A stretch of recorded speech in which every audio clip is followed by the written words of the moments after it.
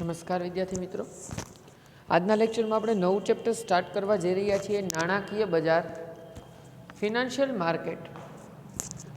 બજારની અંદર નાણાંનું શું મહત્ત્વ રહેલું છે એ તમે અને આપણે સૌ જાણીએ છીએ કે કઈ રીતના માર્કેટની અંદર નાણું જે છે એ શરીરની અંદર જેમ રક્તનું મહત્ત્વ છે એટલું જ ધંધાની અંદર નાણાંનું નફાનું મહત્ત્વ છે. આપણે જાણીએ છીએ મિત્રો. આનું મેનેજમેન્ટ કઈ રીતે કરવું, આની વ્યવસ્થા કઈ રીતે કરવી વગેરે વિશેની અગત્યની ચર્ચાઓ આપણે આ ચેપ્ટરની અંદર કરવાના છીએ મિત્રો. તો શરૂઆત કરીએ પ્રસ્તાવનાથી. ભારતના નાણાકીય માળખાને મુખ્યત્વે બે વિભાગોમાં વિભાજિત કરવામાં આવે છે, જેમાંનું એક છે ઔપચારિક અને અથવા તો સંગઠિત નાણાકીય માળખું અને બીજું જે છે એ બિનસંગઠિત નાણાકીય માળખું. એક જે છે એ છે ઔપચારિક અથવા તો સંગઠિત અને બીજું જે છે એ બિનસંગઠિત માળખું છે.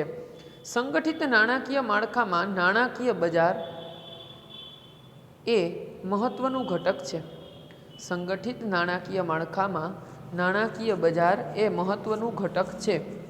ઔપચારિક નાણાકીય માળખું મુખ્યત્વે 4 ઘટકોનું બનેલું છે. એમાં એક છે નાણાકીય સંસ્થાઓ, બીજું છે નાણાકીય સાધનો, ત્રીજું જે છે એ છે નાણાકીય સેવાઓ અને ચોથું નાણાકીય બજાર. આવી 4 બાબતોથી બનેલું છે.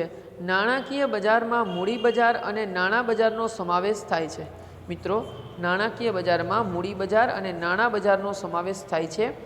મૂડી બજાર એ એવું સંગઠિત બજાર છે કે જે સમાજની બચતોને ઔદ્યોગિક સાહસો માટે મૂડી સ્વરૂપે ભંડોળ પૂરું પાડે છે. ભાઈ, દરેક કંપની, દરેક ફેક્ટરીને પોતાના જે છે ટાર્ગેટ અચીવ કરવા માટે સૌથી પહેલી કોઈ વસ્તુની જરૂર પડશે તો એ છે મૂડી. બરાબર? કારણ કે નાણાંના સ્ત્રોત વગર કોઈ પણ વસ્તુનું એસ્ટાબ્લિશમેન્ટ શક્ય બનતું નથી મિત્રો. એને કાંઈ પણ મેન્યુફેક્ચરિંગ કરવું હશે તો ફર્સ્ટ ઓફ ઓલ એની પાસે જે છે એ મૂડી હોવી જરૂરી બનશે. તો અહીંયા જે છે મૂડી પ્રોવાઈડ કરવાનું કામ કરવામાં આવે છે. પછી તો કે જેથી મૂડી બજારો એ ઔદ્યોગિક સાહસો માટે લાંબા ગાળાની મૂડી ભંડોળનું પ્રાપ્તિ સ્થાન બની જાય છે. મૂડી બજાર દેશના આર્થિક વિકાસમાં મદદરૂપ બને છે. નાણાં બજાર ટૂંકા ગાળાના સાધનો દ્વારા જેવા કે ટ્રેઝરી બિલ, કોમર્શિયલ પેપર વગેરે દ્વારા મૂડીની જરૂરિયાતને સંતોષે છે. હવે વાત કરીએ નાણાકીય બજાર. એનો ખ્યાલ જોઈએ મિત્રો, કન્સેપ્ટ શું છે એનો. નાણાકીય બજારમાં મુખ્યત્વે મૂડી બજાર અને નાણાં બજારનો સમાવેશ થાય છે. ચલો, નાણાકીય બજારની અંદર બે વસ્તુ એને જે છે એ શરૂઆતમાં અગત્યની કીધી. એક જે છે એ છે મૂડી બજાર, બીજું જે છે એ છે નાણાં બજાર. નાણાકીય બજાર એ નાણાકીય માળખું મહત્ત્વનું ઘટક છે કે જ્યાં વિશાળ પ્રમાણમાં સોદાઓ થાય છે. નાણાકીય બજારના વલણો પારખીને રોકાણકારો સ્વયં રીતે નિર્ણય લઈ શકે છે કે તેમની બચતોનું ક્યારે અને ક્યાં રોકાણ કરવું. નાણાકીય બજારમાં ભાગ લેનારાઓમાં પહેલું જે છે એ છે વિવિધ પ્રકારની જામીનગીરીઓ બહાર પાડનાર એટલે કે ઉછીના નાણાં મેળવનાર. બીજું જે છે એ છે જામીનગીરીઓ ખરીદનાર એટલે કે ધિરાણ કરનાર. બરાબર? જામીનગીરીઓ બાઈને પાડે તો એ ખરીદનાર વ્યક્તિ જે હશે એ નાણું પ્રોવાઈડ કરશે ને, એ જ પૈસા આપશે ને, બદલામાં એ જામીનગીરીને ખરીદે છે. તો એ ખરીદનાર એટલે ધિરાણ કરનાર. અને નાણાકીય મધ્યસ્થીઓ એટલે કે નાણાકીય સંસ્થાઓનો સમાવેશ થાય છે. નાણાકીય બજારને મુખ્યત્વે બે વિભાગોમાં વિભાજિત કરવામાં આવે છે. બરાબર? નાણાકીય બજારોને મુખ્યત્વે બે વિભાગોમાં વિભાજિત કરવામાં આવે છે. એક છે મૂડી બજાર અને બીજું છે નાણાં બજાર. ઓકે. મૂડી બજાર એ લાંબા ગાળાની જામીનગીરીઓનું બજાર છે. દાખલા તરીકે શેર, ડિબેન્ચર, બોન્ડ વગેરે. જ્યારે નાણાં બજાર એ ટૂંકા ગાળાની જામીનગીરીઓનું બજાર છે.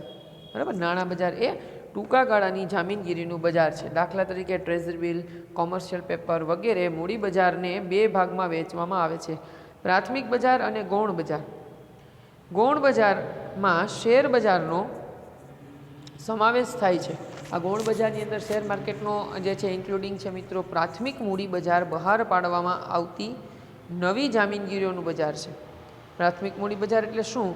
તો કે જે નવી બજારમાં બહાર પાડવામાં આવતી જામીનગીરી, કોઈ નવા શેર જે છે એનો આમાં સમાવેશ છે. જ્યારે ગૌણ એટલે કે શેર બજારમાં છે જેમાં આ અગાઉ બહાર પાડવામાં આવેલી હોય તેવી હયાત જામીનગીરીઓના સોદા થાય છે. સમજો છો મિત્રો શું કહે છે? બહુ ઇઝીલી જે છે એ સમજાય એવું છે કે ભાઈ પ્રાથમિક મૂડી બજારની અંદર નવા શેર બહાર પાડવામાં આવે છે અને ગૌણ બજારની અંદર ઓલરેડી જે શેર માર્કેટમાં છે એની લેવેચનું કાર્ય કરવાનું રહેશે. હવે આપણે નાણાં બજારનું એક ચાર્ટ સમજીએ તો એમાં પહેલી બાજુ છે મૂડી બજાર, સેકન્ડ જે છે એ નાણાં બજાર, મૂડી બજાર અને નાણાં બજાર. મૂડી બજારની અંદર એનું માળખામાં બે ભાગો છે, પ્રાથમિક બજાર અને ગૌણ બજાર. ચલો જોઈએ આગળ નાણાં બજાર. હવે નાણાં બજારનો આપણે અર્થ જે છે એ સમજવાનો છે, ખ્યાલ સમજીએ. નાણાં બજાર એ ટૂંકા ગાળા માટેના સાધનો એટલે કે અસ્કયામતો જેનું કહી શકાય, જે આપણી મિલકતો કહી શકાય, ટૂંકા ગાળા માટેના સાધનોનું બજાર છે. નાણાંની નજીકની અવેજી ધરાવતી નાણાકીય અસ્કયામતો કે સાધનોનું બજાર એટલે નાણાં બજાર. નાણાંની નજીકની અવેજી ધરાવતી, જ્યારે રૂપાંતરિત કરી શકાય, જ્યારે જોઈએ ત્યારે નાણાંમાં તમે એને પરિવર્તિત કરી શકો, જેનામાં તરલતાનો ગુણ રહેલો છે, એવી બાબતોને અહીંયા ઇન્ક્લુડ કરી છે. નાણાં બજારમાં ઊંચી તરલતાનો ગુણ ધરાવતી નાણાકીય જે મિલકતો છે એનો વેપાર થાય છે કે જે તરત જ જે છે રોકડમાં રૂપાંતરિત થઈ શકે. ટૂંકા ગાળા માટે નાણાં ઉછીના મેળવવાનું અને નાણાં ધિરાણનું બજાર છે. શોર્ટ ટાઈમ પીરિયડ માટે જે છે એ પૈસા આપે પણ ખરા અને પૈસા ઉછીના લે પણ ખરા, બરાબર. ધિરાણ પણ આપે છે અને મેળવે પણ છે. 1 વર્ષ કે તેથી ઓછા સમય માટે પાકતી મુદત ધરાવતી જામીનગીરીઓનું બજાર. શું કીધું? 1 વર્ષ અથવા એનાથી ઓછા સમયમાં જે મેચ્યોર થઈ જાય એવી જે છે એ થાપણોનું બજાર છે. આ નાણાં બજાર 2 પક્ષકારો હોય છે. આ બજારની અંદર 2 પક્ષકારો હોય છે. કઈ રીતના? એક તો નાણાંનું ધિરાણ કરનારાઓ અને બીજા નાણાં ઉછીના મેળવનારાઓ. ઓકે, એક જે નાણું ધિરાણ કરે છે એ અને બીજા જે ઉછીના મેળવે છે એ. અહીંયા 2 વ્યક્તિઓનો સમાવેશ છે. નાણાં ધીરનારાઓમાં મુખ્યત્વે રિઝર્વ બેંક, વેપારી બેંક, સહકારી બેંક, સરાફો વગેરેનો સમાવેશ થાય છે. જ્યારે ઉછીના નાણાં મેળવનારની અંદર ખેડૂતો, વેપારીઓ, રાજ્ય સરકાર અને કેન્દ્ર સરકારનો સમાવેશ થાય છે. નાણાં બજાર એ શેર બજાર જેવું કોઈ ભૌતિક સ્થળ નથી. આ નાણાં બજાર ભાઈ શેર માર્કેટ નથી, પરંતુ નાણાંના વેપાર કે લેવડ દેવડ કરતી વિવિધ સંસ્થાઓનો સમૂહ છે. બરાબર. અહીં એકબીજાની જરૂરિયાત પૂર્ણ કરતી સંસ્થાઓ જે છે એ ઇન્ક્લુડ છે મિત્રો. આ કોઈ શેર માર્કેટની જેવું માર્કેટ નથી, બરાબર, કે સ્પેશિયલી લે વેચ માટે કે નફો મેળવવા માટે થતું હોય. અહીં એકબીજાની જરૂરિયાતોને પૂર્ણ કરવાની વાત છે. નાણાં બજારની ટૂંકી અને સરળ વ્યાખ્યા નીચે પ્રમાણે આપી શકાય. પેલું જે છે એ છે નાણાં બજારની વ્યાખ્યામાં ટૂંકા ગાળાની નાણાકીય મિલકતો કે જે ઊંચી તરલતાની સાથે નાણાંની નજીક અવેજી ધરાવે છે. શું કીધું? નાણાં બજારની વ્યાખ્યા ટૂંકા ગાળાની નાણાકીય મિલકતો કે જે ઊંચી તરલતા સાથે, તરલતા કેવી છે ભાઈ? ઊંચી, એની સાથે નાણાંની નજીકની અવેજી ધરાવે છે, તેને વ્યવહારોનું બજાર એટલે કે નાણાં બજાર. તેવા વ્યવહારોનું બજાર કે જેમાં તરલતાનો ગુણ રહેલો છે, ઝડપથી રોકડમાં રૂપાંતરિત કરી શકાય છે, એની અહીંયા વાત કરવામાં આવી રહી છે મિત્રો. ત્યાર પછીની વાત કરીએ તો શું કહેવા માગે છે? જેની અંદર તરલતાનો ગુણ વધારે રહેલો હોય, જેને નાણાંમાં ત્વરિત રૂપાંતરિત કરી શકાય એવી બાબતોનું બજાર જે છે એને કહેવામાં આવ્યું છે.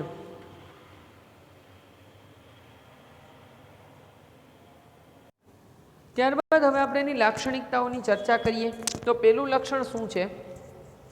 નાણાં બજારને 2 ભાગમાં વહેંચવામાં આવે છે, સંગઠિત નાણાં બજાર અને અસંગઠિત નાણાં બજાર. એનું પહેલું લક્ષણ છે, બરાબર. બીજું જે છે એ છે ટૂંકા ગાળાની મિલકત કે સાધનોનું બજાર છે, જેની પાકતી મુદત 1 વર્ષ કે તેથી ઓછી હોય છે, બરાબર. 1 વર્ષ અથવા એનાથી ઓછા સમયગાળાની અંદર મેચ્યોર થઈ જાય છે. થર્ડ વન જે છે એ શું છે? નાણાં બજારમાં ભાગ લેનારાઓની શાખ પાત્રતા મહત્ત્વની હોય છે. નાણાં બજારમાં ભાગ લેનારાઓની શાખ પાત્રતા મહત્ત્વની હોય છે, બરાબર. આ લોકોની ગુડવિલ બહુ સારી હોય, ઇમેજ બહુ સારી હોય, રેપ્યુટેશન સારી હોય છે મિત્રો. ત્યાર પછી જે છે ફોર્થ વન, નાણાં બજાર એ કોઈ ચોક્કસ ભૌતિક સ્થળ નથી, પરંતુ વિવિધ સંસ્થાઓનું સામૂહિક માળખું છે. કોઈ પર્ટિક્યુલર પ્લેસ નથી ભાઈ, પણ આવી બધી સંસ્થાઓનો સમૂહ જ્યાં જોવા મળે છે એ છે, જેમ કે રિઝર્વ બેંક ઓફ ઇન્ડિયા, વેપારી બેંકો જે છે એ, મ્યુચ્યુઅલ ફંડની સંસ્થાઓ, વીમા કંપનીઓ વગેરે. ફિફ્થ વન શું છે? તો કે ઝડપથી રોકડમાં રૂપાંતર થાય તેવા નાણાકીય સાધનોનું બજાર છે. ઝડપથી રોકડમાં રૂપાંતરિત થાય તેવા નાણાકીય બજારોની સંસ્થા છે. દાખલા તરીકે ટ્રેઝરી બિલ, કોલ મની વગેરે કહી શકાય. છઠ્ઠું જે છે એ છે આર્થિક અને ટેકનોલોજીના વિકાસની સાથે નાણાં બજારની પેટા શાખાઓ પણ વિકસી છે.